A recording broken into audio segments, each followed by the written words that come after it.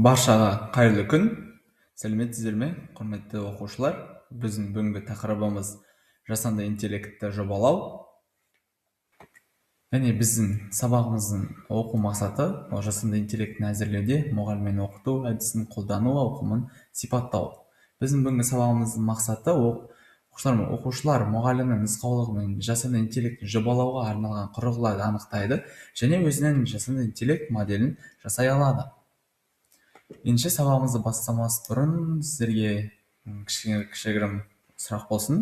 Мына суретте қалай ойлайсыздар? Яғни біз кішкентай балаға оның мына суреттің алма екендігін, мына суреттің алмұрт екендігін ажырату үшін біз оған қалай, ол қайдан біледі оның алма, алмұрт екендігін? Иә, өте дұрыс айтасыңдар, жарайсыңдар.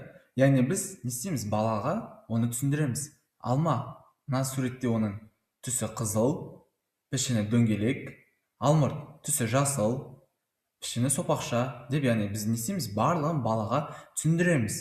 Дәл сол секілді біз жасанды интеллект моделін құратын кезде мұғаліммен оқыту әдісінде біз барлығын, яғни оған үйретеміз.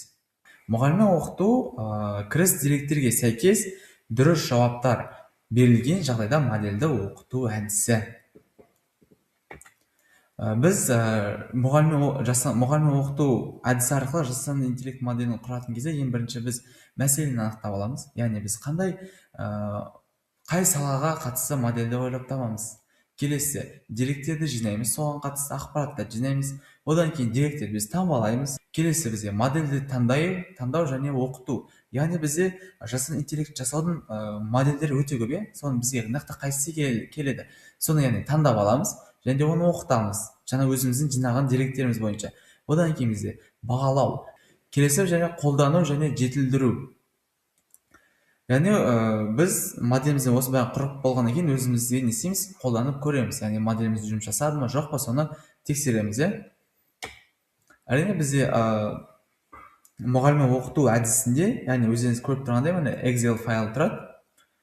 Мысалы Excel файлда X дерек, яғни мысалы мен буллинг тақырыбында алдым, сен қорқақсың деген сөзді біз дұрыс жауабын береміз. Y бағанына буллинг деп, жарайсың дегенде қалыпты хабарлама деп осылай жазып қоямыз. Яғни біз осыны мұғаліммен оқыту әдісі арқылы жасанды интеллектке үйрететін боламыз. Келесі, мұғаліммен оқытудың түрлері бізде екі түрі болады, ол классификация жүктеу және регрессиялық. Ол сандық болжам. Жүктеу ол яғни жаңағы спам хат, немесе спам емес, қалыпты хабарлама, буллинг деген секілді нақты үйретеміз. Ал регрессия ол сандық болжам, яғни үйдің бағасын болжайды, сатылым көлемін болжайды, яғни нақты өзіне берілген деректердің арасынан есептерді шығарып, яғни болжам жасайтын болады. Келесі бізде мысалға мына модельдің құрылымы бізде кіріс ақпараты ол әлеуметтік желідегі пікір немесе жеке хат, жалпы бізде келетін хат. Ал шығыс ол бізде ол хабарлама қауіпті немесе ол хабарлама қауіпсіз деген секілді екі ответ шығады. Яғни бізде қауіпсіз және кибербуллинг. Мысалы көп сөздер алдын ала бұл жерде белгіленеді, бейтарап буллинг деп. Одан кейін модель буллингке тән сөздер мен үлгілерді өзі үйренеді. Біз мұны қайда қолданамыз? Қолдану салалары бізде электрондық пошта, мысалы спам, қалыпты хат деген секілді. Келесі көру жүйелеріне бет тану, нөмір тану кезінде қолданамыз. Келесі медицинада рентген, МРТ сөтен диагнозға көмектесу. Яғни біз нақты аурулардың, яғни біздің медицинада нақты аурулардың снимоктарын, осындай суреттерін нақты түсіріп, алдын ала модельге не істейміз, оны оқытамыз, үйретеміз. Содан кейін барып қана оны не істейміз, қолданысқа алып келсек болады. Яғни модель не істейді? Мен рентгенге түсемін, сол кезде ол өзі оқыған ақпараттардан менің рентгенім сәйкес келетін ақпаратты іздейді. Солай ол нақты біздің диагнозды жасауға көмектеседі. Келесі бізде қаржы, яғни алаяқтық операцияларды анықтау үшін қолданылады. Келесі бізде тәжірибелік жұмыс. Тәжірибелік жұмыста бізде қажетті құралдар әрине бірінші Gemini, жасанды интеллект құрылысы. Келесі Google Colab, яғни өзіміздің кодымызды салу үшін, және Excelде бізде ол өзіміздің ақпараттарымыз сақталады, және деректеріміз. Теориялық білімімізді тәжірибе жұмысында қолданайық. Мен Google Gemini жасанды интеллект платформасына келдім. Бұл жерде яғни біз нақты дұрыс жауап алу үшін мен нақты промпт жазуым керек, иә? Дұрыс жазылу керек ол. Яғни мен жаздым: мұғаліммен оқыту әдісі арқылы жұмыс жасайтын, кибербуллингті анықтайтын жасанды интеллект моделін жасау керек. Google Colab'да жұмыс жасаймын, Python тілінде. Яғни мен өзімнің қандай ортада жұмыс жасайтынымды, яғни Google Colab'да жұмыс жасайтынымды көрсеттім. Одан басқа бізде көп, яғни бағдарламалау ортасы бізде бар. Юпитерде жұмыс жасауы мүмкін, біреуде VS Code'да, Visual Studio'да жұмыс жасауы мүмкін, сондықтан өзіміздің нақты жұмыс жасайтын ортамызда жазуымыз керек. Одан кейін қандай бағдарламалау тілінде жұмыс жасаймыз, соны жазуымыз керек. Яғни мен Python тілінде деп жаздым. Болуы мүмкін біреуде C# жасайды, біреу C++ жасайды. Сол секілді әркім өзіне ыңғайлы тілінде бағдарламалайды. Жақсы, мен осыны жіберемін. Яғни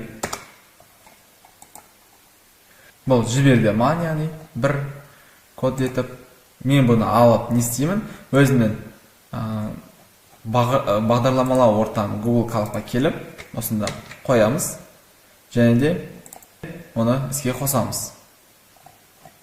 Мына жерде мен жаңағы жасаған кодымыздың нәтижесі. Яғни бұл жерде бізде не шығады? Біріншіден дұрыс жұмыс жасауы барлығы бізде бағалауға байланысты. Яғни біздің жалпы дәлдік бізде қазір 82 болып тұр.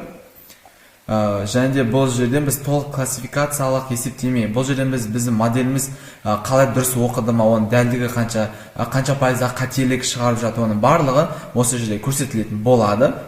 Келесі бізді практикалықты тексердік. Яғни бірінші мәтінімізде менде болды: сен өте жақсы адамсың, рахмет, ол қалыпты хабарлама деп шығарып берді. Ал екінші мәтін: сен нағыз ақымақ деген секілді буллинг сөз болатын. Оны біз әрине өзіміздің моделіміз тапты, буллинг анықталды деген хабарламаны шығарды. Яғни біздің моделіміз осы тоқта жұмыс жасап тұр. Яғни тапсырмаға келейік. Сіздерге тапсырма: бізде жасанды интеллектіні пайдалану арқылы өзіңіздің жасанды интеллект моделін құрып, оның жұмысын тексеріп көріңіз. Яғни мен сіздерге жаңа көрсеткен мынау мысалға қарап, мен осы жазған промптына қарап, Google Gemini'ға кіріп, жасанды интеллектке дұрыс сұрақ қою арқылы өздеріңіздің мұғаліммен оқыту әдісі арқылы жасалған модельдеріңізді құруларыңыз керек. Яғни оны сіздер қандай тақырыпта жасағыларыңыз келеді, оны өздеріңіз қараңыздар. Мен осындай буллинг тақырыбына жасадым. Сіздерге дескриптор берілді. Осыған қарап, өздеріңіздің тапсырмаларыңызды орындаңыздар.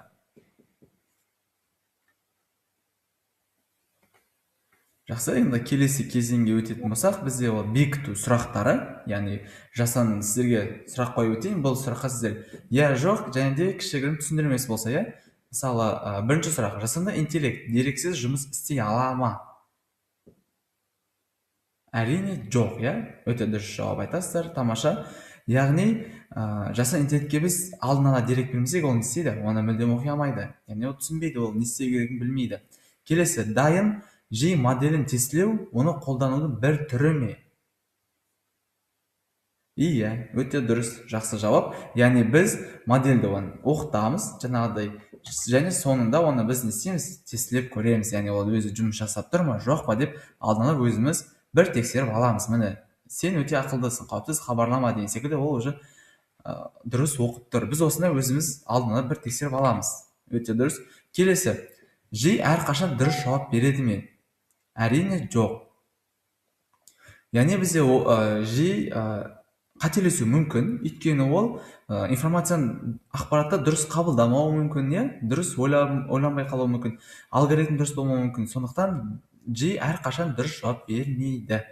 Келесі: мұғалім модельді алдын ала үйрету керек пе? Иә, дұрыс, жарайсыздар. Яғни мұғалім модельді алдын ала үйретпесе, біздің моделіміз жұмыс жасай алмайды. Сондықтан біз алдын ала модельге үйретуіміз керек. Мысалы, жаңағыдай, мынау буллинг сөз, мынау қалыпты хабарлама деген секілді барлығын үйретеміз. Келесі енді қорытындыға келейік. Яғни жасанды интеллект бұл секунд ішінде мыңдаған кітапты оқып шығатын ақылды дос сияқты. Яғни мектепте біз жиі пайдалану арқылы кез келген зерттеу мен жобаны әлдеқайда тез, оңай әрі қызықты етіп жасауға мүмкіндік бере аламыз. Енді сіздерге бір сұрақ болсын соңғы: ал сіз қалай ойлайсыз, жасанды интеллект білім саласында қандай мүмкіндіктер береді? Осымен біздің сабағымыз аяқталды. Жақсы, сау болыңыздар. Рахмет.